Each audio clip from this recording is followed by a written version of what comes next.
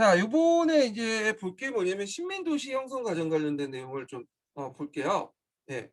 자, 여기 보면 이제 폴란스에서 이제 시민도시들이 많이 형성이 되는데 그 배경을 보면 인구 증가가 있어요. 시간이 지나면서 이 인구가 증가되기 시작하죠. 그래서 이제 이게 이제 BC 8세기 때부터 이제 폴리스가 성립될 때부터 어 시작됐던 문제인데, 자 이게 인구가 늘어나니까 당연히 토지도 상대적으로 적어질 수밖에 없겠죠. 왜냐면 그 당시에 폴리스라는 것은 언덕과 강 중간 사이에 이제 껴 가지고 형성됐기 때문에 확장하는 데 내륙을 확장하는 데 여러 가지 문제점이 있어. 다른 폴리스도 있고. 그래서 이 인구 증가에 따른 이 토지 부족, 공유주의 부족들을 어떻게 할 것이냐 해 가지고 사회 문제가 되기 시작해. 어 그래서 요 많은 인구를 먹여 살릴 수 없잖아요, 땅은 좁은데. 그래 갖고 이제 선택했던 그 방법이 두 가지예요. 두 가지. 하나는 방출. 그래서 이제 해외 식민지를 이제 만드는 거죠. 해외 식민지를. 음. 그다음에 인제 점령. 다른 지역을 점령해 는 거야. 음. 그래서 있는데 대부분 방출시키는 게 많아. 해외 식민지 많고 점령은 적고요. 그래서 이제 점령을 이제 주도했던 건 스파르타야. 그래서 스파르타는 다른 그 폴리스와 좀 다른 사회 발전을 걷게 되는데, 왜냐하면 이제 이거는 아까 인제 그 점령하는 과정에서 땅을 분배하면서 인제 이렇게 평등사를 지향하는 과정에서 나타나요. 이건 좀 나중에 얘기를 하고, 대부분 이제 방출시켜요. 해외 식민 만들죠. 그래서 앞에서 언급한 것처럼 곳곳에 해외 식민지가 이렇게 만들어지죠. 해안가 주변으로.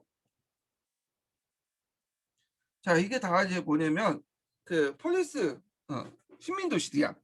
그러면 이제 이렇게 두 가지 방법을 인제 하게 되는데, 그러면 요 그리스 본토와 여기 있는 이제 뭐냐면 폴리스 식민 도시들의 관계는 어떤 관계냐. 예.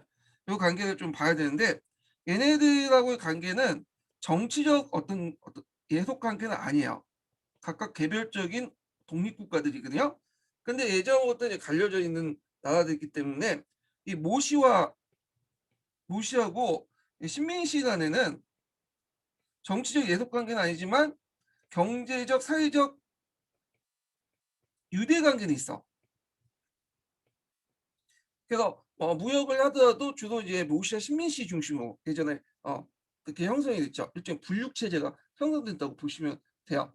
자 그러면 여기에서 인제 문제가 또 해결되는 건 아니죠. 또 새로운 이제 사회적 변화와 그에 따른 문제들이 등장해요. 어떤 문제점이 있냐. 대개 보면 이렇게 방출된 인구들이 어떤 사람들이냐면 비농업 인구들이에요. 농업에 종사하지 않은. 자 얘네들이 이제 해외 식민지에 가 가지고 주로 어떤 일을 하냐. 어 주로 교육에 종사해. 이 모씨와 신민씨 간의 교육에 이제 종사를 하죠. 그러면서 이제 신민씨나 교육 모씨든 간에 그 상인들이 인제 부유한 상인 집단들이 형성이 돼요. 그리고 이들 상인 집단들 중에 이제 일부가 또 토지를 사들여서 농민으로 이렇게 바뀌게 돼요. 예. 그래서 대농장을 형성하죠.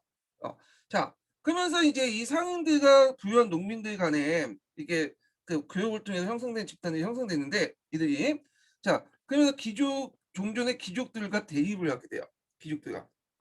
그래서 이제 귀족들과 대립을 하게 되고, 그리고 인제 또 한편으로는 누구와 대립하냐, 빈농들과 또 대립을 해. 빈농들과 그다음에 어 있는 사람들과 대립을 하죠, 못 사는 사람들과. 자 그래서 이런 이제 사회 갈등이 일어나, 사회 갈등이. 그럼 사회 갈등은 어떤 식으로 인제 나타나냐. 첫 번째가 뭐냐면 정치 권력의 분배죠. 그래서 이들은 인제 뭐냐면 중량 보병으로 이제 무장을 하게 되고, 기병든 예전에 귀족들은 기병으로 활동하죠. 그래서 예전에는 기병을 주로 인제 주력이었는데 점점 이제 중장보병을 봤던 팔랑크스제가 주요 전술에 뭐냐면 그 전술을 사용하게 되죠. 자 그러다 보니까 인제 이 중장보병을 통한 이제 팔랑크스제가 주요 전술 형태가 되니까 상인과 농민들이 피를 많이 흘리잖아요. 예. 부유한 농민들이. 자 그러니까 이들에게 이제 뭐냐면 나름대로 권리를 줘야겠죠. 왜냐하면 서양에서 하나의 특징이 뭐냐면 피를 흘릴 만큼 정치적 권리를 준다는 게 하나의 원칙이야. 이거는 고대부터 해서 근대, 현대까지 쭉 가요. 예. 자, 내가 이제 중장보병원 이제 참여하면서 정치적 권력을 얻게 되다 보니까 자 어떻게 되겠어요? 귀족들이나 이들에게 나한테 달라. 그럼 귀족들이 주겠어요? 안 주겠죠. 그러다 보니까 사회적 갈등이 일어날 수밖에 없고 두 번째는 빈농들과 그다음에 무산자라고 하죠. 예. 무산자 또는 부유한 상인들과 농민 간의 갈등이야. 예. 부유한 농민들과 갈등이죠. 자, 얘네들은 왜 갈등하냐? 일단 이 부유한 농민들은 이제 땅을 침식해 들어가. 대농장을 만들다 보니까. 그러다 보니까 소작농이나 이런 빈농들은 반발할 수밖에 없고 그다음에 또 돈이 없는 사람들은 이제 뭐냐면 또 가난한 사람들은 부자한테 돈을 빌리게 되잖아요. 근데 빚을 갚지 못하면 노예가 돼. 그래서 이렇게 그런 경제적 양극화, 부의 양극화로 인해서 이런 문제들이 등장을 했다는 거죠. 그래서 정치 권력 관계 분배 문제나 그다음에 부의 양극화. 예. 자, 이런 문제들을 이제 해결하기 위해서 아테네에서는 뭐 솔론이라든지 그다음에 크리스티네스나 이런 사람들이 쭉 나와서 여러 개혁들 하게 되죠. 그래서 이제 이런 인구 증가로 인해서 해외 시민지 방출, 그리고 그에 따른 사회 경제 변동, 그에 따라 또 여러 가지 이제 사회 경제적 갈등 이런 것들이 동시다발적으로 이제 이루어지게 되고 이런 것들을 해결하기 위해서 여러 가지 개혁들이 일어나기 시작했다. 이렇게 이제 보시면 될 것 같아요. 자, 그래서 이제 그 위에 이제 시민활동 관련된 내용들이 쭉 있으니까 한번 보시고, 예. 자, 한번 그러면 관련된 내용들을 한번 읽어볼게요. 서강에서 개동해서요.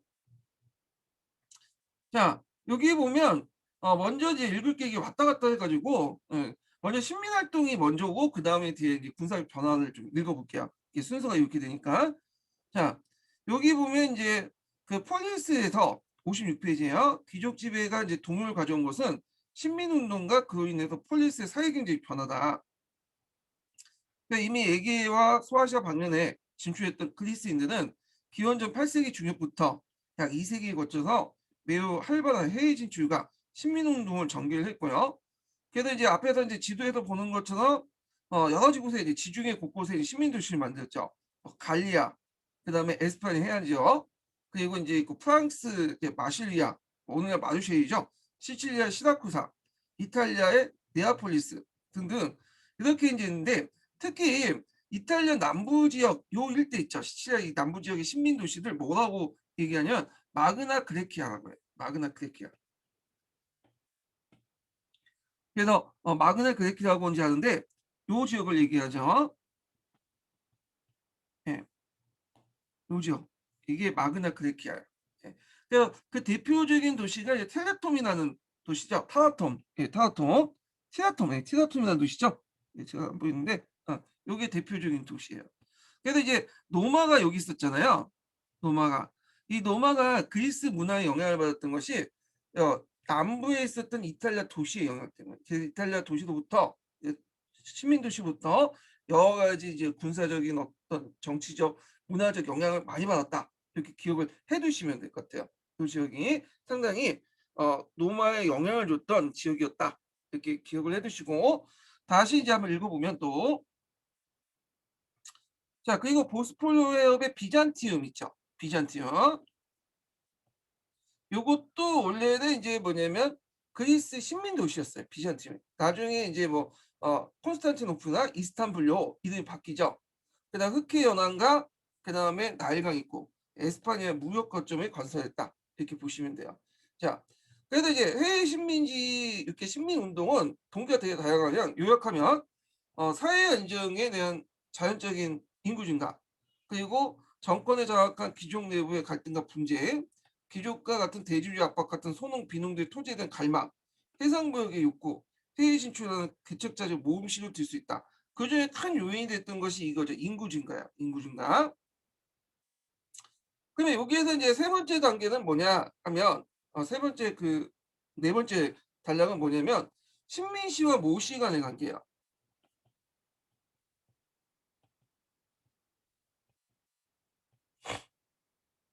자, 새로 건설된 신민시는 일반적으로 모시의 정치적 지배를 받지 않고 저마다 독립을 유지해요. 그러나 이제 이들이 모시의 이제 방언, 습성, 정치제도, 간직명, 재산들 그대로 이식되었기 때문에 본토와 식민시의 관계는 사람과 물자가 왕래에 빈번해졌고 특히 정치, 경제, 문화 면에서 긴밀한 유대 관계가 형성이 돼요. 음. 그래서 정치적으로는 독립돼 있지만 요때 정치적으로 이제 관계는 이제 뭐냐면 소유대 관계였다는 거지 뭐 예속 관계는 의미는 아니고요. 유대 관계로 해석해야 되겠죠. 요렇게 이제 성립됐다. 여기 좀 기억을 해 두시고 자 이렇게 성립된 것은 그리스 세계를 성립하는 의미도 있죠.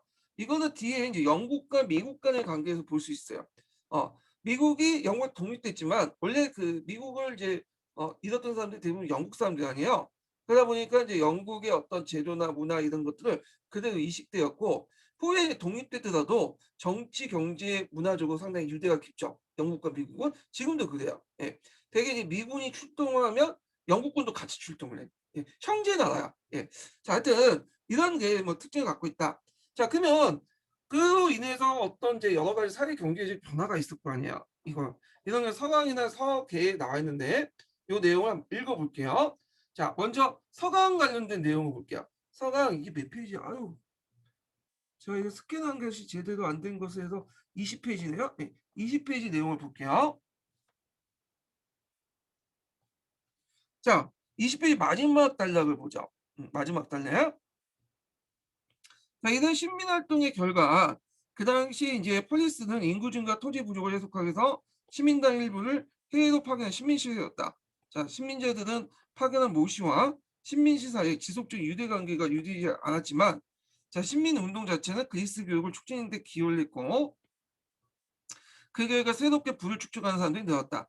특히 이제 그리스 대표적인 수출품인 포도주와 올리브 수출을 통해 새롭게 부를 창출한 부유층과 농민들, 송업자들이 등장했고 과거의 정통적인 귀족들은 부를 독점했지만 이제 농민이나 수공업자, 상인들도 많은 재산을 축적할 수 있었다. 자, 그러다 보니까 이제 여러 가지 갈등이 일어나죠. 일단 뭐 정치적 갈등도 있을 수밖에 없고, 그다음에 또 사회 계층의 양극화로 인해서 이런 사회적 계층 간의 갈등도 있을 수밖에 없었죠. 자, 여기에서는 이제 뭐냐면 정치적 갈등을 얘기하게 돼요. 새로운 부유층이 생겼는데 이런 부유층들은 이제 해상 무역을 통해 해외 무역을 통해 성장한 계층들이죠. 자, 이들은 이제 주로 중장 부병으로 이제 뭐냐면 무장을 하게 돼요. 그래서 이제 이에 따라서 뭐냐면 기존의 귀족 사회의 도전을 받게 되었다. 기존의 도전 사회 부유층에서 그러니까 그 결과 기원전 이제 그리스에서는 기원전 7세기 후반부터 6세기 도초에 참주들이 등장했는데 이 참주들은 이런 귀족들과 이제 뭐냐면 그다음 새로운 부유층의 갈등 사이에서 등장을 했던 거야. 근데 이들은 주로 어떤 편에 드냐? 주로 이제 평민 계층에 이제 뭐냐면 들어. 왜냐면 새로운 부유층과 귀족들의 이제 갈등 상황에서 평민 계층들이 이제 힘을 들면서 평민들을 지원을 해주게 되죠. 예, 사회적 소외를 받은. 예. 자, 그래서 요런 이제 갈등들이 등장을 했다. 그래서 이런 참주들의 등장은 우리가 이제 아테네 피리스토토스만 알고 있지만 코리투스의 키세노스나 시키온의 크리스테네스. 이 크리스테네스는 이제 뒤에 있는 민주정치 관련된 사람은 좀 다른 사람이에요. 동명이인이죠. 자, 이런 사람이 대표적인 참주였다. 이런 사회적 갈등을 통해서 이렇게 이걸 이용해서 평민층의 입장을 주면서 등장한 계층이었다. 이렇게 기억을 해두시면 돼요.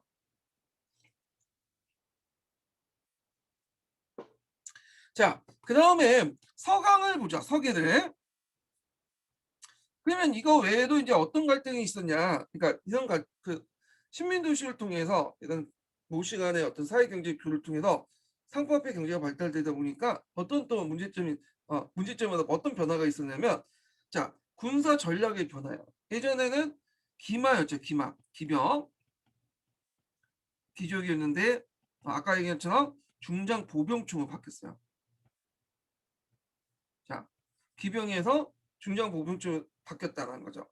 자 그래서 이제 요걸 잠깐 이제 좀 중장 보병이 어떤 것인지 좀 보면요. 이렇게 그래서 이게 여기 보면 이 사람들이 이제 열이 쭉 돼 있죠. 예, 열이 이렇게 서 있잖아요. 그래갖고 온몸에 이제 갑옷을 두고 긴 장창을 이제 준비해요. 그래서 앞에 장창이 이렇게 쭉 나열돼 있죠. 이런 것들이 그러면 여기에서 이제 말이 쭉쭉 와가지고 기병들이 오면 요 장창에 걸려갖고 죽게 돼. 접근할 수가 없겠잖아요. 예. 그리고 이제 요게 있고 그 다음에 방패가 하나 있어. 방패가 하나 있었고 한 명이 양쪽 옆에 있는 사람을 좀 가리고 그 또 한 명의 방패는 자기와 그 옆에 동료를 가리는 식으로 해 갖고 하기 때문에 요 화살이 여기에 들어와도 이게 뭐냐면 다 막을 수 있죠. 이런 식으로. 자 이런 이 밀집 대형 중장보병 밀집 대형은 그 당시 이제 대표적인 이제 전쟁 형태로 바뀌게 되죠. 그래서 기병에서 이제 중장보병 밀집 대형을 통해서 이게 바뀌었다. 이렇게 보시면 될 것 같아요. 그래서 이제 요런 밀집 대형들이 등장하게 됐던 건 이유가 뭐냐 중장보급이 등장할 때 뭐냐면 얘네들이 이제 해상무역이나 이런 걸 통해서 또는 수공업 제품 이런 수공업의 발달로 인해서 갑상각이고 상대적 갑상각이고 무장을 할 수 있어. 예, 무장을 할 수 있음으로써 이런 사람들이 등장을 하게 됐고요. 대개 이제 밀집 대형 형태를 참여했던 사람들은 어떤 사람들이냐면 새롭게 등장한 부유한 평민들이나 상업 계층이었죠. 그래서 인제 이런 내용들 좀 기억을 해 두시고 나중에 기병조차도 기사 귀족조차도 요 밀집 대형에 들어가서 인제 활동을 하게 돼요. 예.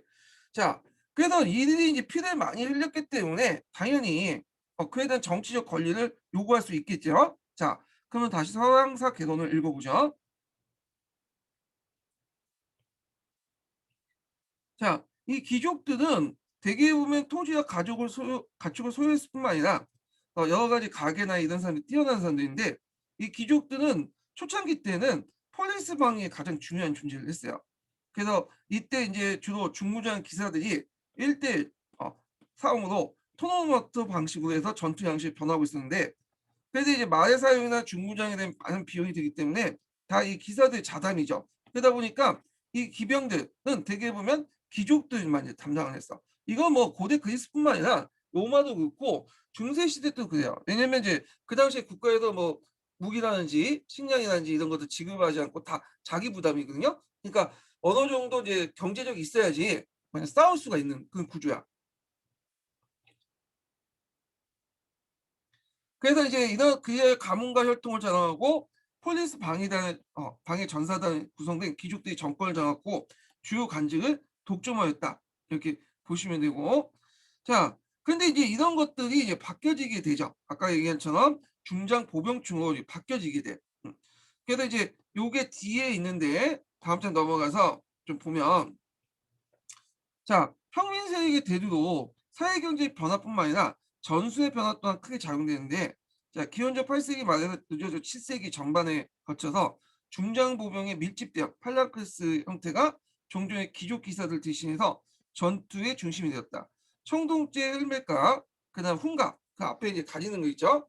정강이 박이는 이제 다리를 가리는 걸려 있고 원형 방패와 장창을 들고 단검을 지닌 중장 보병인데 보통 이제 장창이 인제 사용하지만 백병전 할 때는 이제 같이 써야 되니까 단검도 있어야 돼요, 단검도. 그래서 중장보병들이 사흘 이상 두껍고 긴 밀집대를 이루어 전투에 임하였다. 매우 부유한 귀족도 아직도 말을 타고 출전했으나 싸움터에 이르면 말을 내려 밀집대의 일원이 되었다. 그래서 중무장의 비용은 각자의 부담이었기 때문에 되게 유사한 시민들이 함정될 수밖에 없었으며 귀족만의 전투적 주역으로서 폴리스를 지켰던 시대는 나가고 도시와 농촌의 중산층 이상의 유사한 시민이 국방의 주력이 되었다. 근데 여기에서 이제 좀 특징이 뭐냐면 어 그 전쟁에 참여한 사람이 귀족뿐만 아니라 유사한 시민층까지 학대시켰죠. 근데 약간 한계는 있어. 왜냐면 일반 빈민들은 참여하지 못해요. 왜냐면 얘네들 빈민들 참여하려면 적어도 그 무장할 수 있는 경제적 능력이 있어야 되잖아요. 근데 경제적 능력이 없어. 근데 이게 이제 경제적 이제 능력이 없이 참여할 수 있는 수병은 참여할 수 있거든요, 녹군으로. 그래서 이거는 나중에 이제 페리클라스 때 그 앞에 페르시아 전쟁 때 얘기죠. 근데 아직까지는 기원전 8 세기에서 7 세기까지의 그 변화는 기병에서 중장병 보병의 변화고 이거는 인제 앞에서 사회경제적 변화와 연결돼 있죠. 자 그래서 요런 것도 좀 같이 기억을 해 두시면 될 것 같고요. 자 그다음에 인제 다시 넘어가서 인제 본격적으로 인제 소련의 개혁으로 넘어갈게요. 이 앞부분이 있긴 있는데 그 내용도 뭐 시험 문제 나오지 않으니까 그냥 건너뛸게요. 예 요 부분하고 자 솔론을 이제 보죠, 솔론을. 자 여기에서 인제 솔론, 클라이스트너스 그다음에 뭐 페리카스 등등의 개혁들이 나오는데 이제 보통 이제 그 교과서나 아니 보통 이제 기출 문제나 이런 데서는 주로 인제 아테네 정치사 관련된 문제가 거의 대부분 많이 나오죠. 그래서 그리스 문제 나오면 거의 한 반은 이 아테네 정치사 관련된 내용이야. 그럼 아테네 정치가 좀 관련된 내용이 어떻게 발전됐는가 이걸 좀 볼게요. 자, 이거는 24페이지 잠깐 볼게요. 서강 24페이지 보면요. 이 24페이지인가? 아, 이게 명확하게 적혀 있지 않았고. 네, 맞네. 24페이지. 자, 아테네의 저 정치 발전 과정은 4단계에 거쳐 갖고 일어나요. 4단계에 거쳐 갖고. 자, 여기 보면 일단은 첫 번째로 귀족의 권한을 제한하고 하층민을 보호 위한 법과 제도 장착법. 이거 누구죠? 솔론이죠. 솔론. 자, 그래서 이제 이렇게 있고 그다음에 두 번째로는 폭력적인 정권 장악을 통해 귀족 세력을 억제하고 평민들 권익을 보호해주는 그런 사람들이 등장하죠. 이게 이제 참주 정치죠. 스타투스. 예. 자, 이런 사람들이 이제 등장하고요. 그 다음에 세 번째는 부족 개혁을 통해 귀족 세력의 기반 확파와 중간층의 실질적인 참여권 확보. 이거는 크리스티네스 때 나타나죠. 자, 근데 중간층의 실질 참여권 확보했지만 하층민의 어떤 그 실질 참여권 확보는 못했잖아요. 크리스티네스가. 그러니까 네 번째로 등장한 게 페리클라스야. 그래서 하층민의 실질 참여권 확보 순서로 등장했다. 페리클라스. 자, 그래서 이제 요런 네 단계를 거쳐 갖고 진행이 됐다. 이렇게 보시면 되고 그러면 다시 개론 내용에 들어가서 자, 요거 내용을 이제 읽어볼게요. 초기 때 아테네는 왕정이었다가 귀족 정치로 바뀌게 되거든요. 그래서 이제 한동안 그 귀족 정치가 유지가 돼. 그럼 귀족 정치의 어떤 그 중심 기구가 그 일종의 로마식 집정관인 아르콘이라는 사람이 있어요. 그리고 귀족들 모임이었던 아우파고스라는 회가 있거든요. 여기를 중심으로 해가지고 뭐냐면 이루어졌다는 거예요. 그래서 아우파고스와 그 다음에 9명 정도 되는 그 집정관을 중심으로 해갖고 정치가 이루어졌다. 자, 그래서 아우코는 처음에 군사, 종교, 민사를 된 3명이었으나 후에 9명으로 증가됐고 인기도 종신이었던 것이 1년이 되고 그 대신 임기가 끝나면 자동적으로 아우파고스 회의에 유연이 되었다. 로마와 약간 비슷하죠. 로마도 정무관에서 한 1년이라면 퇴직한 다음에 원로로 들어가게 되잖아요. 예, 이런 구조와 좀 비슷한 구조예요. 자, 아우파고스 회의는 부유한 명문 출신의 귀족들로 구성됐으며 귀족 지배의 가장 핵심적인 기관이었다. 그리고 일반 이제 뭐냐면 어, 시민으로 구성된 민회가 있는데 민회는 이제 여기에서 아웃콜이 설출됐으나 실제 권한이 없었어요. 그때는 민회가 강화된 건 그 후에 이제 여러 개혁을 통해서 강화되기 시작한 거야. 자, 그 아테네에서 귀족에 대한 평민의 도전이 격화된 것은 기원전 7세기 말경인데 이때 이제 반전설적인 인물 드라콘이라는 사람이 중벌주의로 유명한 법전을 만들었는데 이 중벌주의에 입각한 법전은 어떤 거냐? 자, 채무를 갚지 못하면 노예가 되는 거야. 자, 그래서 이제 여기 있죠. 부채로 인해서 자율상실을 부정함으로써 오히려 사태를 악화시켰다는 거죠. 자, 그래서 채무 노예들이 많이 생기게 되죠. 그래서 이거는 이제 빈민들과 그 당시 등장했던 부유한 평민들의 갈등을 이제 불러일으켜요. 자, 그리고 이제 기원전 594년에 아르코노 선출된 솔로는 이런 아테네가 당면한 위기를 극복하기 위해서 개혁을 할 필요가 있겠죠. 자, 그러면서 이제 여러 가지 개혁 작업을 하게 되는데요. 자, 요걸 이제 본격적으로 읽기 전에 한번 정리를 좀 해볼게요. 기본 강의 교재 통해서. 이 솔론의 개혁 관련된 내용은 시험 문제에 자주 나오거든요. 그래서 여러분들 공부를 많이 해두실 필요가 있어. 예. 자, 솔론의 기족 그 개혁 정치가 왜 등장하느냐 이렇게 볼게요. 자, 솔론은 조종자라는 별명을 가지고 있어요. 조종자. 그 이유는 이제 뒤에 좀 설명할게요. 자, 배경을 보면 해외 진출과 식민활동, 상공 발달과 화폐제도 도입, 부유한 평민들이 대두되면서 그 당시 이들이 이제 그 중장보험으로서 활동을 하죠. 그러다 보니까 이제 이들의 어떤 발언권과 책임 증대. 그러다 보니까 정치 권력을 둘러싸고 귀족과 평민과 대립이 격화되고, 그다음에 이제 곡물 생산보다는 앞에서 얘기한 것처럼 포도나 올리브 같은 그런 상품 생산들이 많아져요. 그러다 보니까 농업 규모가 커지고 경영이 집중돼.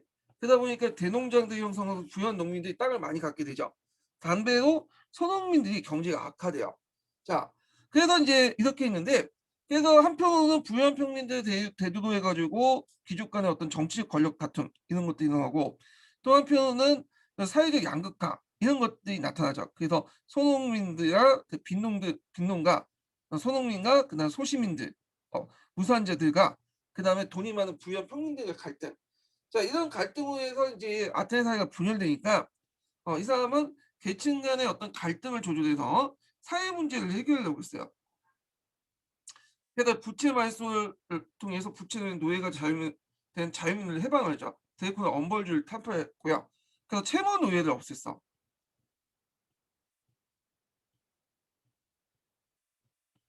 예. 자, 그리고 이제 부채로 인한 인신 예속화를 금지시켰죠. 그래서 이런 사회적 갈등을 좀 마무리하려고 했죠. 자, 그다음에 근권 정치를 강조했죠. 그래서 시민의 재산에 따라서 대지주, 기사, 농민 네 계층으로 나누고 정치 비중을 다르게 규정을 했다는 거. 자, 그래서 이렇게 양쪽의 입장에서 어떤 편을 들지 않고 양쪽의 입장을 들고 균형자적 역할을 했기 때문에 이 사람이 조종자라고 하죠. 그래서 나름대로 다 해결하지 못하지만 둘 다 양쪽 의견을 100% 들어주지 않지만 딱 중간에 서 갖고 적절하게 들어줬다 이렇게 보시면 돼요. 야, 근데 이제 이런 사회경제적 정치적인 어떤 문제들을 뭐냐면 개혁을 했지만 여러 가지 문제점이 있죠. 일단 기존의 정체나 사회 질서를 근본적인 개혁이 미흡했고, 기득권의 이제 귀족대 기득권을 유지하는데 만 보장을 하려고 해줬다. 그래서 소련의 개혁의 한계가 이제 드러나게 되죠. 자, 그래서 이제 요런 내용들 좀 같이 기억을 해 두시고, 그러면 전혀 의미가 없냐? 그건 또 아니에요.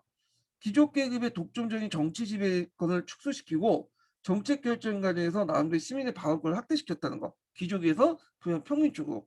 그다음에 그 앞으로 이제 크리스티네스나 그다음 페리카스트로 넘어가는 민주주의의 이행기, 가독의 역할을 했다. 자, 이렇게 이제 기억을 해두시면 될 것 같아요. 그러면 요와 관련된 계몽과 이제 강좌와 관련된 내용을 한번 읽어볼게요. 자, 한번 보면,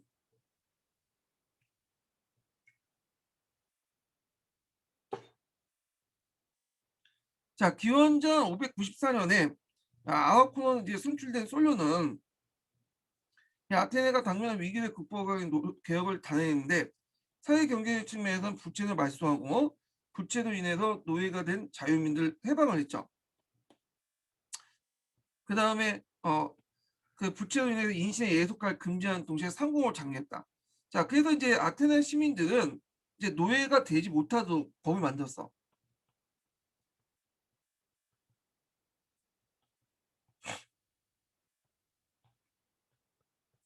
그러면 노예는 어디에서 도입되냐? 노예가 있어야겠죠. 그 당시에는 그거는 해외에서 이제 해외 시장에 도입을 하는 거죠. 네. 그래서 이제 외국인들만 노예가 되는 거예요. 외국인들만. 자, 정치적으로는 또 금권 정치를 이제 실시했죠. 정치적으로는 시민의 재산의 소유에 따라 대지주, 기사, 농민, 노동자 네 개 계층을 구분하고 정치 참여를 비중을 다르게 뒀다. 그래서 아라콘이라든지 그다음에 아라파고스의 위원은 여전히 상위 두 개 계층으로 돼 있고, 그다음에 최하층에게도 민회에 참석할 권리 주고 새로 설치된 시민법정에도 계층의 구분 없이 추천으로 이제 참석하게 되죠. 그래서 이제 이때 시민법정이 만들어져요. 이 시민법정은 나중에 이제 점점 힘이 커져. 예. 그리고 이제 각 부족당 100명씩 골라서 400인을 구성해요. 그래서 민회에 진출한 안건을 마련했다. 400인에.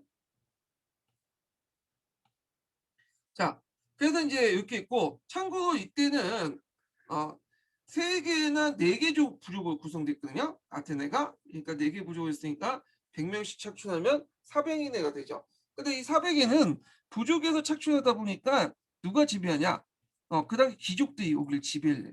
왜냐 각 부족들의 영향력을 행사할 수 있었던 사람들이 귀족들이잖아요.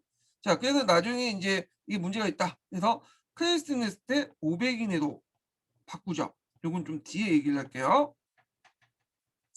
자 그래서 인제 솔론의 해결은 종래의 귀족 지배를 종속시키면서 당면한 긴급한 문제를 해결을 하려고 했고 하층 시민에게 불완전함과 정치에 참여의 길을 열어준 것이었다.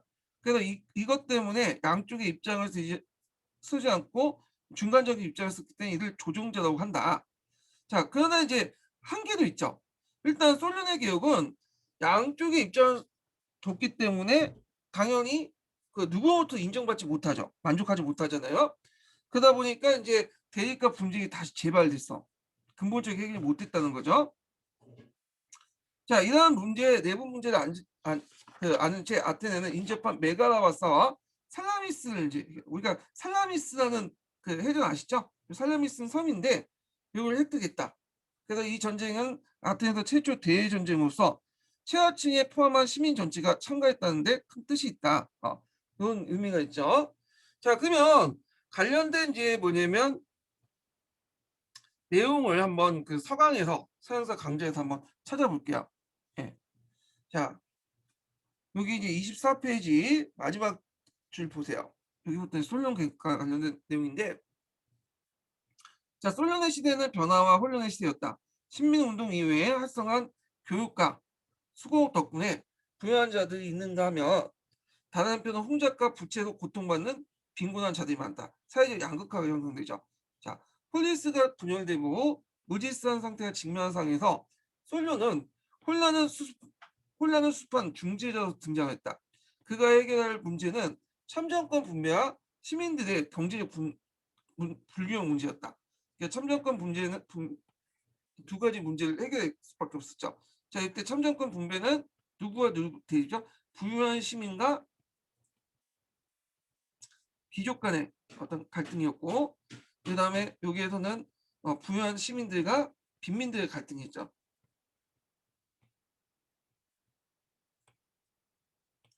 자 그는 아테네를 4개 등급으로 구분하고 재산 구매에 따라 참정권을 차등을 두는 금권 정치를 시행했다.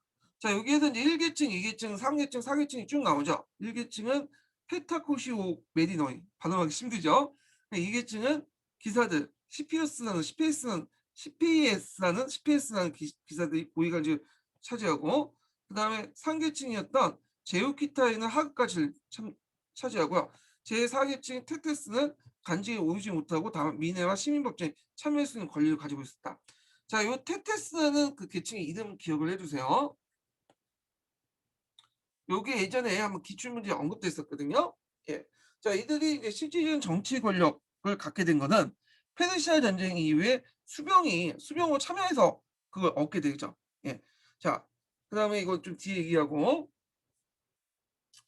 그다음에 이제 사백인 협의회를 만들고 시민법전의 권한을 강화하는 등 아테네 제도를 정비하여 기본적으로 법률을 성문했다. 여기 뭐 시민법전의 권한 강화는 그 뒤부터 계속 있긴 있는데 이때는 시민법전이 성립이 됐죠.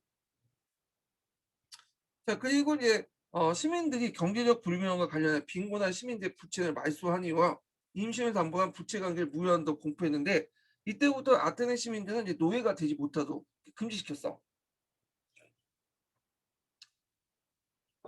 자, 그러나 이제 소련의 정책은 한계가 있어요.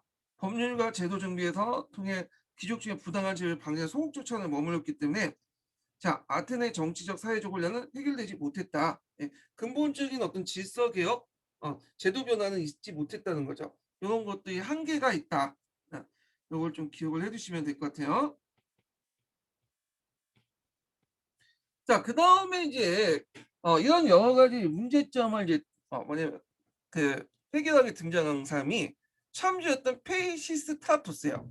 자, 그래서 이제 이 참주정과 관련된 내용 한번 읽어볼게요. 요거 이제 읽어보기 전에 기본 강의에서 한번 내용을 좀 정리해보고 읽어보죠.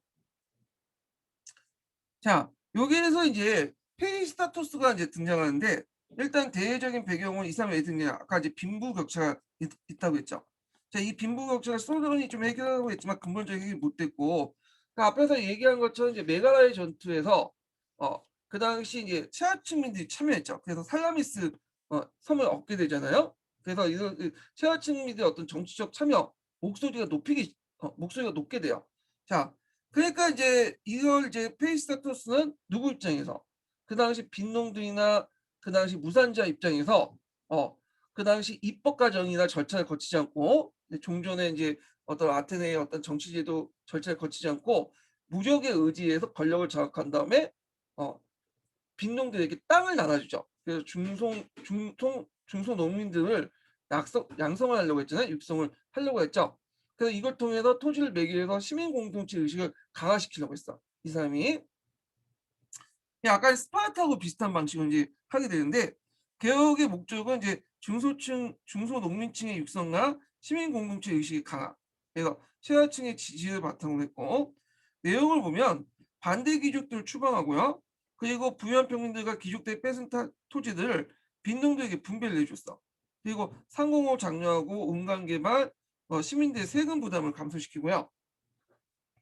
그 다음에 이제 소농과 상공계층의 복리를 증진시키고 시민을 위한 제도 개선, 공공토목공사를 시행해서 일자리 확대, 공정한 사법행정을 통해서 종교와 문화 실시하고 종교와 문화 활동을 촉진시켰는데 종교와 문화 활동을 촉진시키는 방법으로서 했던 게 뭐냐면 그 당시 파안테나이아와 디오니시아를 국가적 축제로 장려했어요. 그래서 이제 요거는 아테나 발음이 안 돼. 판 아테나이아는 아테네 여신의 어떤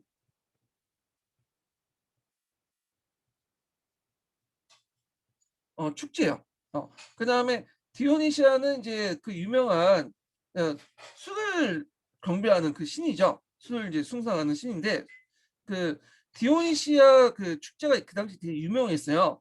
그래서 이제 그걸 부르고 이제 디오니스 창가를 부르고 비극 공연을 하고 그렇게 하는데 요 축제가 예전에 민간 차원에서 했거든요. 이걸 국가적 종교 차원으로 장려했어. 예. 자, 요게 예전에 기출문제 나왔어요. 요거에. 자, 그 성격은 이 사람이 무력을 통해서 뭐냐면 권력을 장악했지만 실제 정치는 이렇게 이제 민중을 위한 민중 영합주의에 입각한 정치였죠. 그래서 계몽주의적 어떤 성격이 강했고, 그다음 이 사람의 또 군사력 업적이 있는데 트라키아 방면을 진출해서 흑기로부터 식량 공급을 확보했다. 그래서 이 식량 공급 성원을 이제 확보했다는 게 무슨 말이냐면 그 당시 아테네 같은 경우에는 상공업이 발달했잖아요. 근데 상대적으로 농업이나 이런 것들이 발달하지 못했어요. 그리고 농업도 주로 이제 뭐냐면 올리브나 포도 같은 상품성 작물만 재배하다 보니까 제일 중요한 곡물, 밀을 확보하기 힘들었죠. 그래서 해외로부터 확보를 했는데 이 해외로 들어가는 그 거점, 그 밀을 확보할 수 있는 거점 섬을 확보했다고 보시면 돼요. 그래서 해외에서 많은 밀들이 들어올 때 그걸 안전하게 수송하고 통제할 수 있는 그 식량 공급성을 섬을 확보했다. 이렇게 보시면 되고요. 자, 그리고 이제 유미는 귀족 지배가 이제 동요한 가운데 불만사에게 비합법적인 무력을 사용해서 정권을 장악했고 귀족 정책을 민주 정책으로 넘어가는 가도기 형상이었다. 그래서 이런 형상은 앞에도 언급한 것처럼 그 아테네만 있었던 게 아니라 모든 폴리스에서 있었던 전 그리스적 형상이에요. 근데 이 사람이 죽고 나서 그 아들이 집권했는데 이 아들이 되게 무능했어요. 예, 시피아스라고. 결국에 이 사람은 이제 추방이 당이죠. 그래서 크리스티네스가 집권하게 돼요. 예. 자, 요 과정을 겪게 되는데 자, 그러면 관련된 이제 서양사 개론 내용을 한번 읽어볼게요.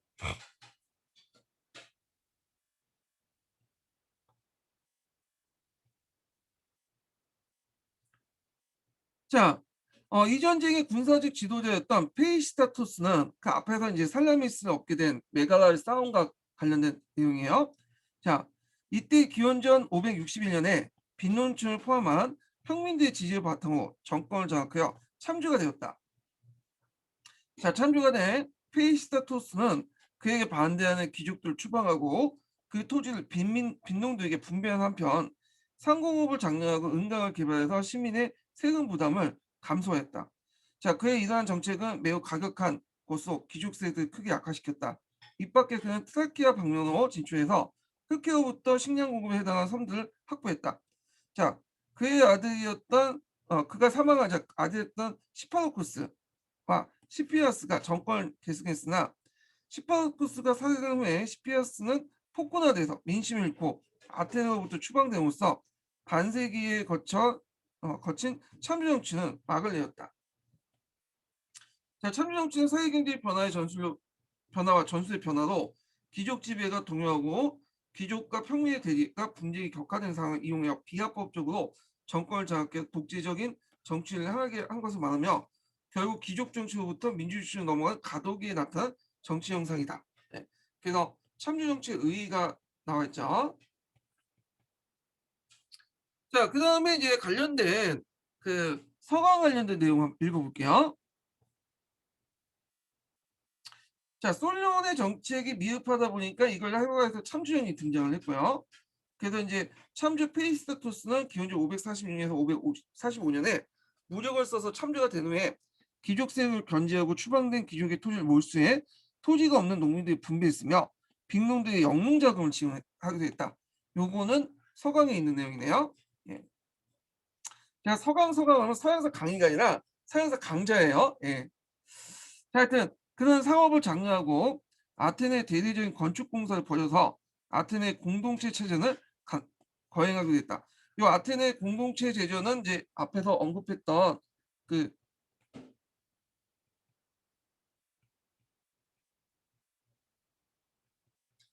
판안테나이와 그다음 디오니시아죠.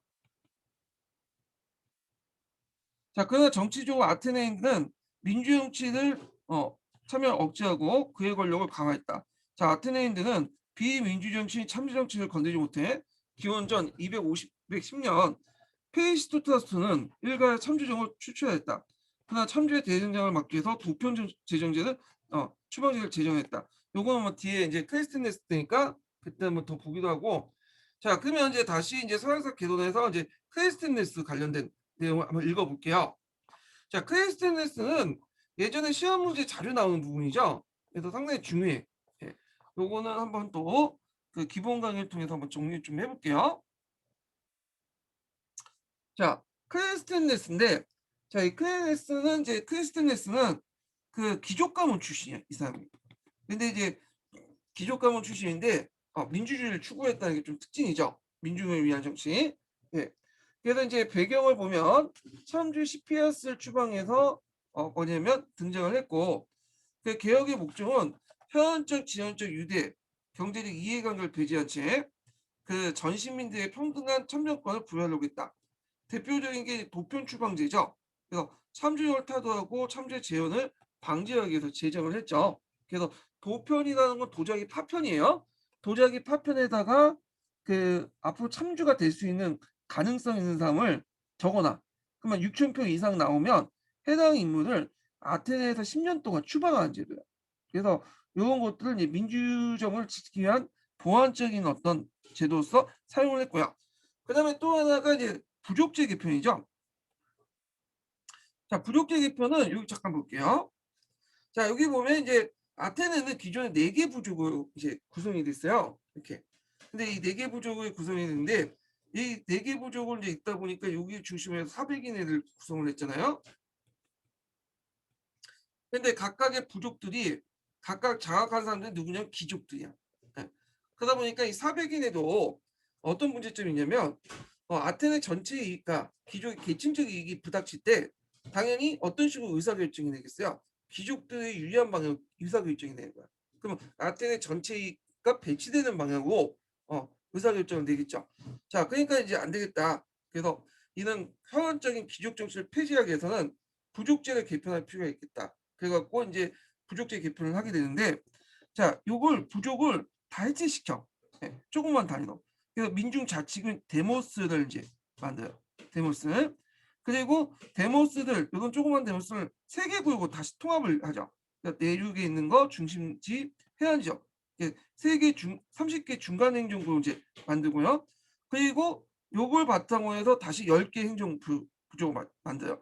이거는 해처모인데 그 내륙의 1개 중간에 그 행정구와 그다음에 중심부에 한 개 내륙 그 중간 행정구, 해안 지역에 한 개 중간 행정구를 해갖고 3개의 중간 행정구를 하나 붙여가지고 10개, 한 개 행정부족을 만든 거야. 트리프스.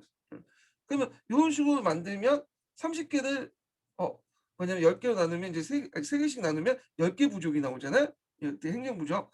자, 이때 행정부족은 그 다른 똑같은 트리프스지만 이때 트리프스는 현황부족적 성격을 갖고 있지만 이때 트리프스는 행정부족적 성격을 갖고 있어요. 예. 그러면 이제 어떤 효과를 줄 수 있냐? 이때 이제 이렇게 보다 보니까 이제 각기 모르는 사람들, 가까이 지역적으로 떨어진 사람끼리 뭐냐면 한 개 부족이 되잖아. 행정 부족이.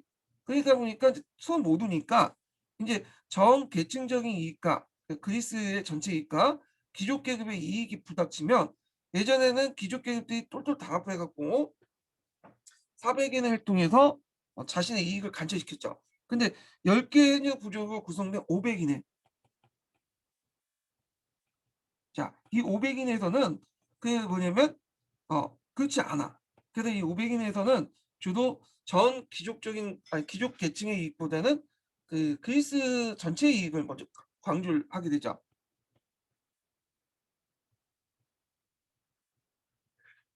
그래서 이런 식으로 바꿔놨다. 예. 그래서 이런 내용들 좀 기억을 해두시면 될 것 같고요. 그래서 이제 이걸 통해서 이제 500인을 결성해서 나름대로 귀족 중심의 어떤 정치체를 극복하려고 했다. 네, 이렇게 보시면 돼요. 그리고 이때 이제 민주 정치의 기반은 뭐냐면 데모스예요. 앞에 여러 부족들을 해쳐갖고 데모스는 조그만 행정단위로 만들었다고 했죠. 그래서 데모스가 여러 가지 기준에서 데모스 주민수에 비해서 후보자들 명부를 작성하고 후보자의 추천을 통해서 각 부족마다 50명을 선출해서 10개 행정부에서 50명을 선출하면 500인회가 되잖아요. 그래서 500인회가 실제적인 통치 기구가 돼. 그래서 그때 이제 기본 단위, 민주주의 기본 단위가 데모스이기 때문에 이 민주 정치를 이제 뭐라고 하죠? 데모크라시라고 하죠. 데모스가 통치하는 정치란 뜻이에요. 그 다음에 이제 민의 활동을 이제 더 활성화시켜서 그 당시 20세 이상의 성인 남자가 구성됐고 500인의 제한을 토의하고 채택하고 결정을 하는 그런 역할을 했다. 그래서 이제 법령의 토의 및 포결, 선정포고, 예산 편성, 아웃콘의 재임기간 중에 재무간사 이런 것들을 했고요. 자, 그 다음에 시민법정에게 이제 실제 사법권을 부여하고 그 다음에 시민전사단이 10명이 그 장군이 교대를 지휘하도록 했죠. 시민전사단을. 그 후에 이제 페리크라스 때는 장군이 실질적인 권한을 갖게 돼요. 예. 자, 그 다음에 아라곤과 아라파고스는 계속 존속했지만 권한을 더 축소시켰다. 자, 근데 한계가 있어. 이 사람도. 자, 아라곤 같은 고위행정직이나 행정직 피서권권은 상위 2개 등급으로 신분 제한을 했고요. 그 다음에 하층 시민이 이제 민회에 참여할 수 있는 권리를 줬긴 했지만 실제로 이제 그 참여해서 권한을 행사할 수 있는 것도 줬지만 실질적으로는 제대로 못했어. 제도적인 측면에서 마련한 것뿐이지. 왜냐하면 하층 시민들은 거기 그 민회에 참여하고 뭐 활동하면 그 돈이 필요하잖아요. 그동안 그 하루 일당을 이제 포기해야 되잖아요. 하루 먹고 하루 사는 사람들이기 때문에 그러니까 이들에게 어떤 경제적 기반을 제공해 주는데 그걸 못했어요. 그래서 그러다 보니까 이제 이런 것들을 이제 뭐냐면 제도하기 위해서 페리클라스의 개혁이나 노예제 학대 이런 것들이 필요하겠죠. 예. 자, 그러면 관련된 내용을 한번 읽어볼게요. 이거는 좀 뒤에 서계 내용 중에 뒷부분에 있는데 몇 페이지 펴보시냐면 62페이지 펴보세요. 서계.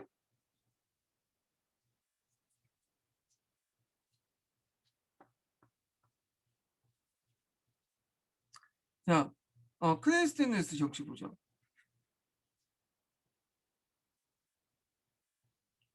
자, 시피아스 추방으로 참주 정치가 쓰여지자 자, 이들 타도하는데 협력했던 귀족과 평민의 사이에 다시 대립과 분쟁이 일어났고 자, 이 분쟁에서 추방됐던 귀족의 한 사람이었던 크레스테네스가 아테네를 기한해서 평민의 지지를 획득하고 스파르타의 힘을 빌려 저항했던 반대파 귀족들 분쇄하고 민주적 개혁에 나서났다.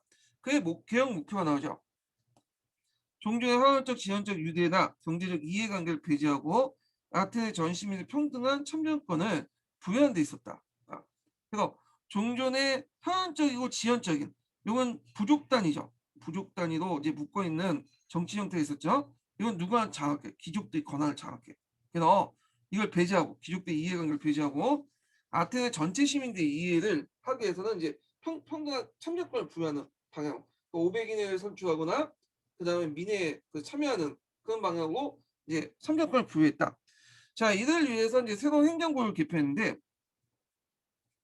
중심시를 포함한 아티칸 지역을 산지에 있는 총각단의 기본 행정구 데모스를 마련하고 노예와 자유외인을 제외한 모든 국민들이 등록하게 하고 그 등록된 국민들은 핏줄이나 재산 또는 직업에 관계없이 동등한 참정권을 부여했다. 자, 아티칸 지방은 크게 중심시, 해안지역, 내륙지역으로 구분되었고 중심시에는 상공인 계통이, 해안지역에서는 선원 및 선박 관계자, 어부, 내륙지역에서는 지주와 농민들이 우세했다. 자, 이렇게 이제 아티칸의 세 개의 이제 지역 집단을 구분한 다음에 각 지역 집단 내에 이제 행정구를 각각 묶어 10개 행정구로 10개 중간 행정구를 조직하고 각 지역 집단에서 1개의 중간 행정구, 3개의 중간 행정구부터 그 하나의 행정구로 트리플스를 구성하죠. 그래서 중간 행정구에서 각각 하나씩 떼죠. 중심시에서 하나 떼고 해안에서 떼고 내륙 지역에서 하나 떼면서 하나의 이제 중간 행정 그러니까 하나의 행정 부족을 만드는 거야. 그래서 총 10개 행정 부족이 나오죠. 그 10개 행정 부족에서 각각 50명씩 대표자를 뽑으면 500 이내가 나오잖아요. 자, 그 결과 아테네 10개 행정 부족으로 구성되었으며 그것은 종전의 혈연적 지연적 특권을 완전히 배제하고 경제적 직업적 이해관계 비교적 균등하게 혼합된 행정단위로서 아테네의 모든 정치 군사적 활동 기반이 되었다. 자, 클레이스텐네스는 거의 혁명적이기도 한 행정구역 개편을 바탕으로 자, 솔론 때 설치했던 400인 대신에 500인이라는 새로운 행정기구를 설치했고 기본 행정구가 주민수에 비례했던 후보자 명부를 작성하고 그 후보자들로부터 추천을 해서 각 부족마다 50명씩 추천한 500인회를 구성했다는 거. 기본 행정구는 상당히 광범위한 자치를 부여하고 있었지만 폴리스 전체에 관련된 지역적 상황에도 중요한 500인회에서 처리가 됐다. 그 500인회는 이제 실제로 통치 기관으로서 아테네 정쟁, 재정, 외교 등을 관장을 했고요. 그리고 실제 운영은 또 안에 이제 소위원회가 있어요. 위원회가 있어갖고 50명씩 10개의 위원회가 있고 각 분야마다 그래서 이제 각 위원은 1년에 10분의 1, 또 약 36일간 특별히 마련된 원형총사에 직무하여 위원장을 매일 교대했다. 그래서 이제 이런 내용들 좀 기억을 해두시면 될 것 같아요.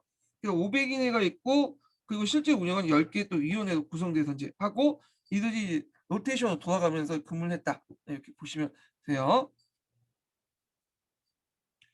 자, 그다음에 20세 이상의 시민권을 가진 모든 성년 남녀 구성된 민회는 500인의 제한을 토의하고 채택 여부를 결정했고요. 자, 그래서 결정권을 가지고 있죠. 그리고 사법권은 500인으로 동일한 선출 방식으로 구성된 시민법정이 구성됐다. 이 시민법정 구성은 이제 앞에서 500인하고 동일했으니까 각 부족당 50명씩 선발해 갖고 시민법정이 구성이 됐죠. 그래서 요거 좀 기억을 해두시고요. 자, 각 부족이 제공하는 시민 전사자는 민에서 선출된 10명의 장군이 교대로 지휘했다. 요 장군이라는 지위는 상당히 이제 나중에 중요시 여기는데 실제로 이제 나중에 페리클라스 때는 실제 권력자가 이 장군에서 나와요. 예. 그다음에 귀족 정치였던 유제라는 건 예전에 남아 있었던 제도와 정치 제도를 하죠. 그래서 9명의 아르콘과 아우파고스에는 그대로 존속되었고 아우프는 보수가 없었기 때문에 여전히 부연 상위 계층들이 선출됐으나 그 권한은 점차로 축소되었다. 이렇게 보시면 될 것 같아요.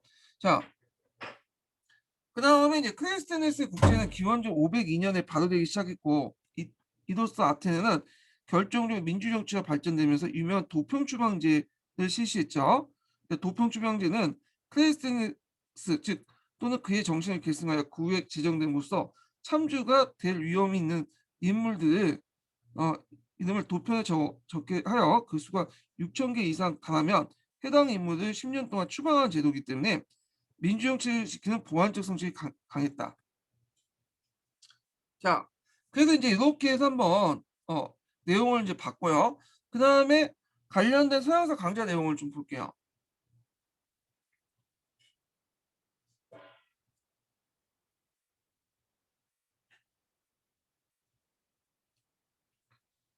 자, 아테네인들은 비민주적인 참주 정치를 거들지 못하고 결국 기원전 510년에 페이스타토스 일갈 참주정을 추출했고 참주정의 등장을 막기 위해서 도평 추방제를 실시했다.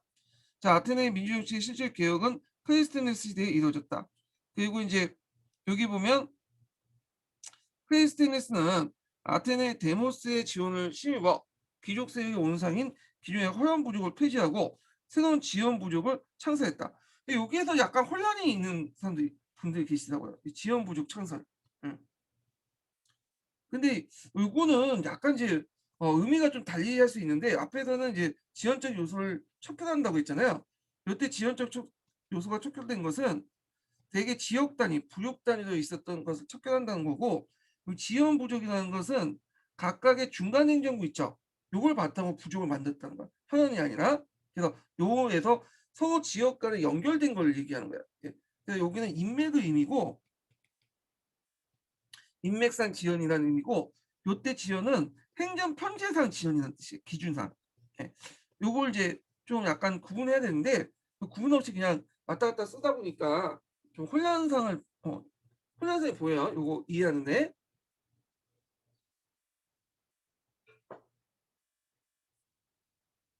자, 그럼 계속 읽어보면 그는 4개의 혈연 부족을 없애고 해안과 평원, 산악 지역에 고도 분산된 10개의 새로운 부족을 만들었고요. 그래서 부족 계획에 표현했다는 400인 협의에도 500인 협의에 바뀌고 민의 활동을 강화했다. 자, 하지만 클래스티네스 개혁으로 인해서 실질적으로 그 참정권을 누린 건 중상층이었죠. 예, 보편층이고 아직은 하층민은 국가 군사 활동에 참여한 경제적 여유와 여가를 갖지 못했다. 뭐 이런 내용도 있고요. 자, 그다음에 이제 클래스티네스 다음에 등장한 것이 이제 페리클라스인데 페리클라스 중간에 무슨 전쟁이 있으면 페르시아 전쟁이 있었어요. 그래서 페르시아 전쟁을 바탕으로 해갖고 또 페리클라스가 등장을 하게 되죠. 자, 그럼 페르시아 전쟁을 한번 통을 가지고 이제 좀 정리를 좀 해볼게요. 요걸 요번에 시험 문제 나왔죠. 표가 아니라 지도를 가지고 좀 대략적으로 설명한 다음에 또 보기도 하죠. 그리고 미디엔 106페이지 표 보세요.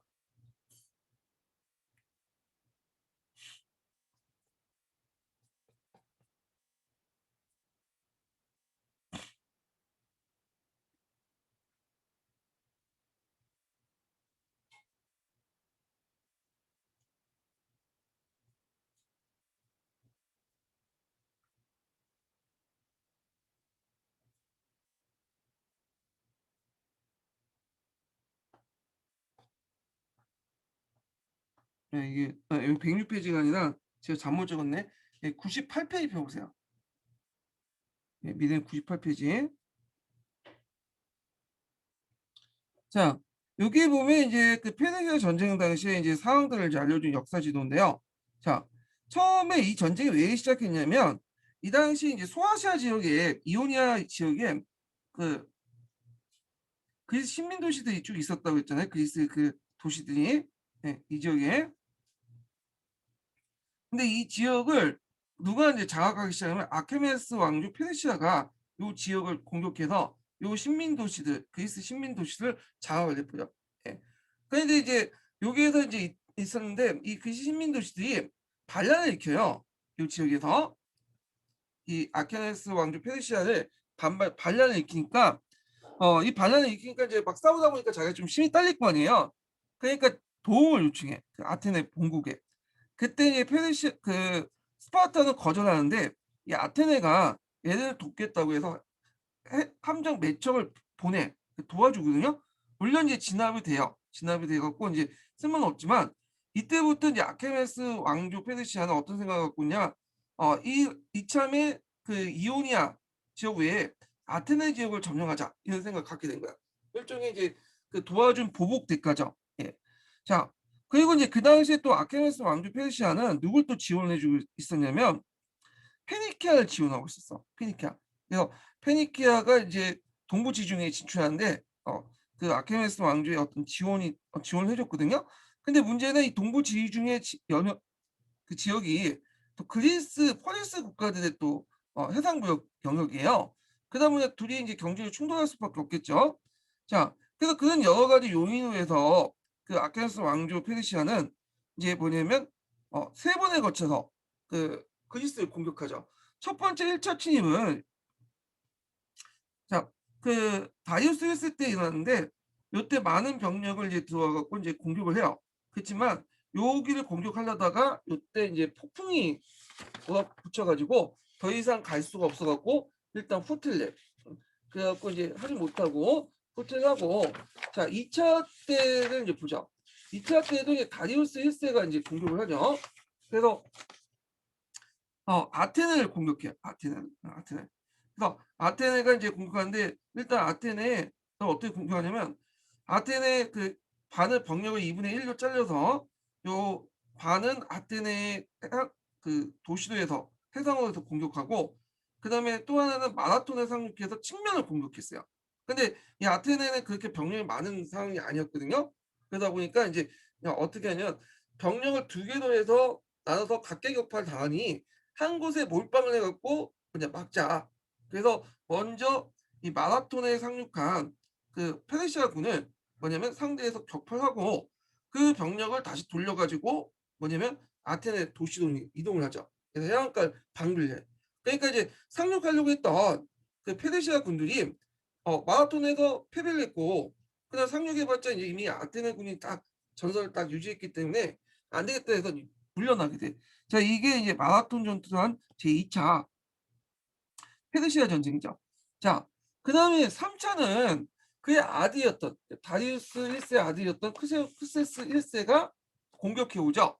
요때는 대규모 병력을 가지고 이제 침정을 하게 돼요. 예, 영하 300이 이제 뭐냐면 그 배경이기도 하죠. 이 테르모필레 전투. 요 테르모필레 전투에서 스파르타군을 격파하고 이제 승승장구했지만 곧바로 이제 살라미스 해전에서 패배를 하게 되죠. 예, 결국에는 물러나게 돼요. 근데 이때는 이제 이후로는 뭐냐면 아테네의 어떤 영향력을 어떤 식으로 하냐면 전쟁이 아니라 이제는 외교로서 행사를 하게 되죠. 예, 요 부분 좀 뒤에 얘기를 할게요.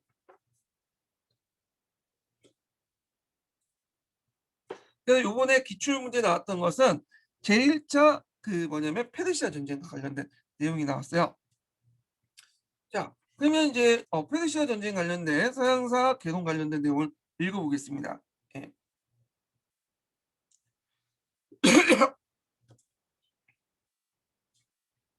자, 여기 보면 이제 두 번째 단락을 볼게요. 예. 세 번째 단락부터 볼게요. 두 번째 단락부터 읽는 게 낫겠네요. 예, 두 번째.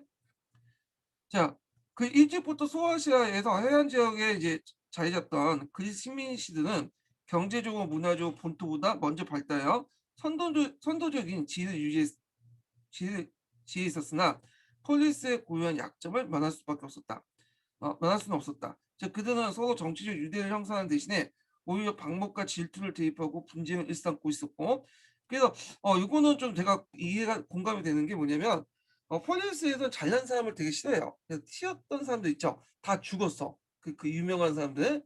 그다음에 데미스토클레스도 같은 사람들은 뭐 도망가다가 이제 그 페르시아에 망명까지 하고 예. 자, 하여튼 각 폴리스 내부에서 당파 계층 사이 대립으로 내분이 거듭되고 있었다. 자, 그러므로 소아시아 강대국으로 성장하고 있었던 니디아를 격파한 페르시아에 있어서 이런 그리스 식민 도시를 굴복시키는 것은 어려운 일이 아니었다. 자, 소아시아를 지배하게 된 페르시아는 그리스 본토를 노리는 것은 뻔한 일이었다. 그러나 페르시아의 지배에 들어가거나 그들의 후원을 받은 참주하에 있는 이오니아 식민 도시들이 반란을 일으켰죠. 그때 이제 페르시아 본토 진출이 주춤하였고 이 반란을 진압하고 밀레토스를 완전히 파괴한 페르시아 다리우스 대군은 이때 헬레스포트와 트라키아 방문을 파견했다. 자, 이 과정에서 이제 아테네가 병력을 파견했죠. 예, 그래서 해군을 파견하니까 이걸 이제 뭐냐면 괘씸하게 여긴 페르시아가 이제 공격을 하게 돼. 예. 자, 그렇지만 1차 침입이었던 요 부분 다리우스 대군이 그 그리스 북부 쪽으로 해갖고 공격했던 이런 것은 실패하죠. 1차 침입은. 그래서 폭풍으로 아토스국의 함대가 큰 손상을 입자 페르시아군은 일단 철수했다. 자, 요게 1차 침입이에요. 예, 1차 침입. 페르시아 전쟁이 1차 침입인데, 자, 요게 이제 시험 문제 나왔어요. 요번에 기출 문제에 그 시험 문제 나왔고요. 자, 그 다음에 이제 철수한 후 2년 후에 2차 침입이 이제 이루어지죠. 2차 침입이. 자, 2차 침입이 이제 있었는데 이게 이제 490년에 이루어져. 그러니까 페르시아군은 병력을 두 개로 나눠가지고 그 윗부분에 이제 아테네 쪽에 있는 것은 해군을 치고 북쪽은 이제 뭐냐면 저 아테네 그 마라톤 평원의 상륙에서 북쪽에 있는 마라톤 병력 상에서 측면을 치는 방식이었어요. 자, 그래서 이제 페르시아군은 아테네 북방 약 25마일 지점에 마라톤에 상륙하였다. 자, 이는 아테네뿐만 아니라 그리스 전체 위기였는데, 그러나 아테네가 적대적인 폴리스 이 기회를 이용하고 있고, 아테네가 그 적대적인 폴리스는 지원을 약속한 스파르타는 구실을 만들어 군대를 파견하지 않았다. 자, 이때 이제 스파르타의 군대를 좀 파견하려고 아테네 전령사가 거의 한 그 일주일 동안 열심히 뛰었다고 그래요. 예, 그래갖고 이제 왔더니 스파르타는 축제 기간 동안 축제기 때문에 우리는 병력을 파견할 수 없다고 해서 거부를 했어. 아마 이제 스파르타는 이 기회에 아테네 세력을 좀 약화시키려고 했던 것 같아. 자, 하여튼 아테네 홀로 동방의 강적을 맞이하게 되었다. 승산은 별로 없었다. 그때 이제 밀티아데스라는 유명한 장군가 등장해요. 이 사람이. 자, 밀티아데스의 이제 지휘하에 예국시에 북다는 아테네 시민들은 중장 보병의 밀집대를 통해서 그 페르시아군을 격타하는 데 성공했죠. 그래갖고 이제 이때 그 페르시아 군은 군수들이 중심이었거든요. 예, 화살을 중심으로 해갖고 이제 공격했던 거고, 이에 반해 아테네 시민은 중장보병 위치대 형태로 공격했는데 결국 승리했죠. 그래서 이제 이 승리의 소식을 시민들에게 전하는 사자는 인내심을 다해서 아테네 달렸고 마라톤 경주는 이에 유리했다. 그래서 열심히 이제 41.195를 열심히 달린 다음에 승리했다고 하면서 죽었다고 하죠. 예. 그래서 이 마라톤 경주가 유래됐다고 하는데 다 이건 구라예요. 이거는 예. 역사 팩트는 아니에요. 이건 이제 나중에 만들어진 얘기죠. 그건 이제 어떤 얘기를 기원을 했냐면 앞에서 이제 그 아테네 전령사가 페르시아에 그러니까 스파르타에 구원 요청을 했다고 했잖아요. 그 열심히 달려가지고 구원 요청했는데 거부를 당했잖아요. 그 얘기하고 그 당시 이제 마라톤에 승리한 이 아테네군이 뭐냐면 열심히 뛰어가지고 그 아테네 쪽으로 이제 시내에 방비하게 뛰기 위해서 열심히 뛰었거든요. 그래서 이제 그 몇 시간 만에 뛰어가지고 아테네 시내에 들어와서 방비를 딱 했어. 요 얘기 두 가지 에피소드를 결합을 시킨 거야. 결합을 시켜가지고 나중에 이제 그 근대 올림픽이 열렸잖아요. 쿠베르탕 남자기에서 그때 요 신화를 만들어 놓은 거야. 요 신화를 두 개를 모티브 만들어가지고 그래서 이걸 통해서 이제 뭐냐면 그 당시 민족주의가 형성됐다니까 뭐 민족주의를 자극시키기 위해서 이런 그 신화를 만들었다고 그래요. 예. 그래서 역사적인 어떤 사실 두 개를 소재로 해서 버무려서 만든 구라다. 이렇게 기억을 해주시면 돼요. 이걸 역사적 팩트로 이해하시면 안 돼요. 이거를요. 예. 그래서 서계 같은 게 읽다 보면 예전 관점들이 많이 나와요. 그래서 좀 약간 맞지 않는 내용이 좀 있긴 있거든요. 자, 그리고 이 마라톤 전투에 크게 승리했던 것이 달리는 중장보병이라는 게 있어. 달리는 중장보병은 뭐냐? 예전에 중장보병은 철갑으로 무장했잖아요. 그러다 보니까 이제 비용도 많이 들고 기동성 떨어져. 근데 이제 요때 그 중장보병은 마나 대마, 가죽 이런 걸 통해서 만들어. 그러니까 금속보다는 좀 가볍죠. 예, 값비싸고. 그래서 이제 가볍고 싸죠. 그러다 보니까 많은 사람들이 중장 보병을 이제 뭐냐면 무장을 할 수 있죠. 그러니까 중장 보병층이 좀 확대되잖아요. 그래서 요걸 이제 기동성을 가미한 중장 보병이라 해서 달리는 중장 보병이에요. 이 달리는 중장 보병들이 마라톤 전투에 많이 활동을 했다. 이런 것도 있는데 물론 이제 요 달리는 중장 보병의 등장 배경도 요때가 아니라 나중에 페르시아 전쟁 끝난 다음에 등장했다는 설도 있어요. 요는요. 자, 한번 읽어볼게요. 자, 중장보병의 밀집대 전수는 이미 기원전 7세기에 나타났으나 6세 후반의 아테네에서는 무겁고 값비싼 청동기의 혼합 대신에 만화, 가죽 같은 또는 금속 등의 장점을 살려서 그 가볍고 값싼 복합형 혼각이 가능. 그러니까 만화 가죽들 밑에 금속을 오려 붙이는 거야. 이런 식으로. 그래서 이제 작은 모자 비슷한 헬멧이 또 사용되기 시작했다. 그 결과 단가가 낮아졌잖아. 중장부의 단가가. 네.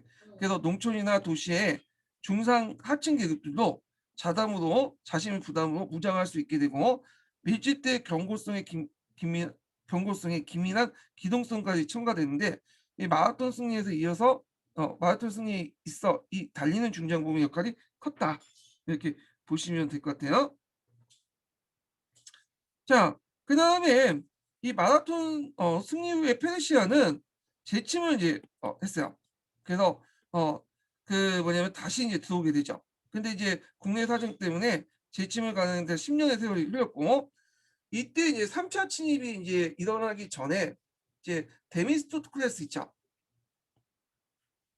이 사람이 이제 어떤 제의를 했냐면 그 당시 이제 뭐냐면 그 그리스에서 은강이 발견돼요. 그렇죠. 은강이. 그러니까 발견되니까 요 새로운 은강에서 나온 은을 어떻게 할 것이냐. 이제 논의가 이러죠. 그래서 이제 아티카 은강이라고 하거든요.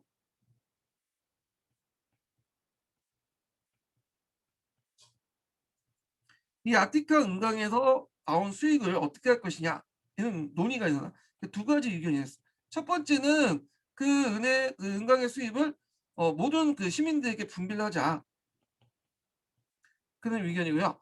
그런데 이에 대해서 이제 테미스토클레스는 아니다. 이러면 해군을 만들자. 왜냐하면 전쟁을 하다 보니까 해군이 없어. 부족해. 보통 우리가 아테네에 보면 해군이 강하다고 얘기잖아요. 그런데 아테네가 해군이 강하다는 그 인식은 처음부터 있었던 건 아니고 제2차 페르시아 전쟁 끝난 후에 그 중간 사이에 해군 증성 때문에 그래요. 해군 그 확장 때문에. 그래서 이제 이 두 가지 의견이 대립을 했는데 음, 그래서 결국에는 해군을 만들자. 배를 만들자로 결론이 나요. 그래서 강력한 해군을 갖추게 돼. 해군을. 그래서 이때부터 이제 육군은 스파르타, 그다음에 아테네 해군 이런 공식들이 성립이 되죠. 자, 그래서 이제 이렇게 이제 내용을 또 읽어볼게요. 자, 그래서 이제 데미스토 건의에 따라 대함대가 이제 건조했고 이번에는 대부분 폴리스는 페르시아 침공이 전 그리스의 자유에 대한 위협임을 깊이 인식하고 아테네 중심으로 단결했다. 자, 그래서 이제 아테네 중심으로 해갖고 단결해서 그때 그 동맹이 하나 만들어지죠. 이름은 잘 알려지지 않지만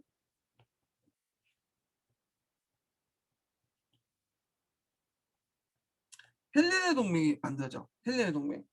어. 그래서 이제 요걸 중심으로 해서 이제 만드는데 이건 BC 481년에 그 만들어진 거야. 그래서 이 헬레네 동맹이 만들어졌다. 요거 좀 기억을 해 주시면 될 것 같아요. 예. 자, 그다음에 이제 참고로 헬레네 동맹은 여기는 아테네 중심으로 단결됐다고 하니까 마치 이게 아테네로 이렇게 그 중심으로 만든 동맹으로 생각하지만 그건 아니고요. 이건 스파르타를 중심으로 만든 동맹이에요. 예. 요거는 이제 서양사 총론에 있어. 서양사 총론. 자, 그다음에 이제 그 또 읽어보면 3차 침입이 이제 등장하죠. 3차 침입. 자, 기원전 480년에 다리우스를 계승한 페르시아의 크세우크센스 그의 아들이죠. 이 사람이 대함대를 이끌고 엄호를 받아서 막강한 지상부대를 거느리고 친정을 하게 돼요.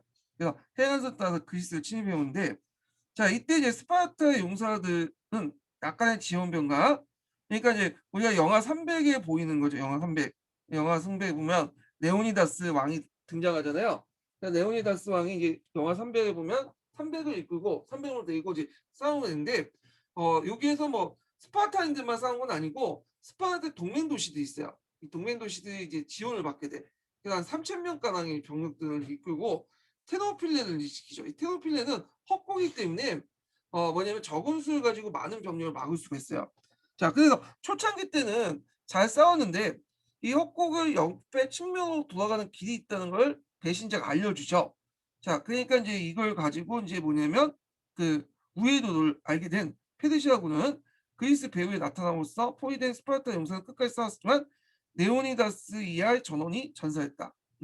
그래서 이제 이에 중부 그리스의 폴리스이 항복하고, 자, 페르시아군은 노도와 같이 아티칸 평야에 내려왔어요. 자, 그러면 이제 이때 이제 지도자가 데미스토클레스였거든요. 이때 아테네 지도자가.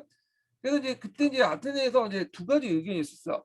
하나는 그, 그 당시 이제 아테네에 지키자.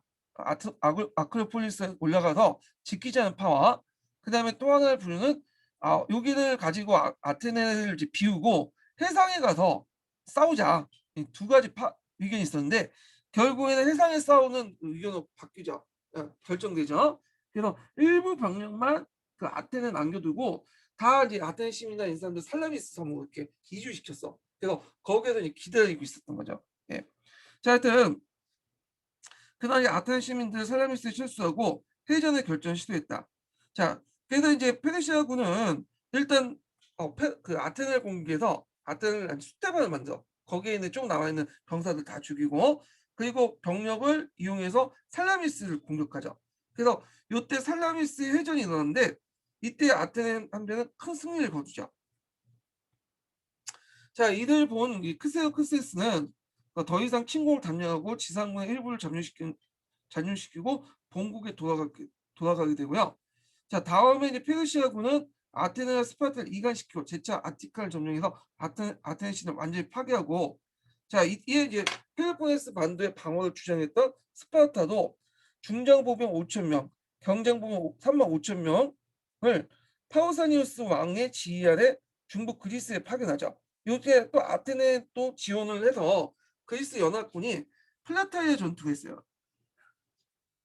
요게 이제 페르시아군을 격파를 하게 되죠. 그래서 이러면서 페르시아 전쟁이 그리스의 승리로 끝나게 돼.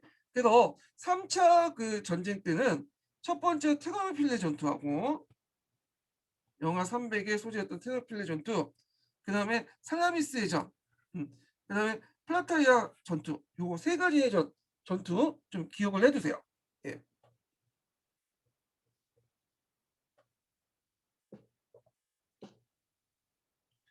자, 여기에서 의미인데 여기는 좀 약간 서양 중심적 사고 방식을 좀 보이고 있어요. 예, 의의에 보면. 그래서 페르시아 전쟁에서 그리스의 승리는 동방의 전제주의에 대한 폴리스의 시민적 자유의 승리며, 요건 약간 뭔가 서구 중심적 어떤 사고 방식을 가지고 있는 거 시각에서 이제 서술한 것 같아요. 제 생각에는. 만약 그리스가 패했다면 그리스는 자유를 상실했을 뿐만 아니라 기원전 5세기 때 찬란한 고전기 문화를 가질 수 없었을 것이다. 자, 그리스 승리는 유럽 사회에 있어서 결정적인 중요성을 가지고 있다. 뭐 나름대로 의의를 두고 있는데 좀 약간 저자의 주관적인 어떤 판단에 입각해서 쓰신 것 같고, 모르겠어요. 뭐 의의 쓰면 이거 써야 되겠죠. 예. 자, 그 다음에 이제 아테네 제국을 이제 보자. 요거는 좀 이따가 좀 쉬고 좀 하죠. 요건 좀 쉬고 나서 할게요.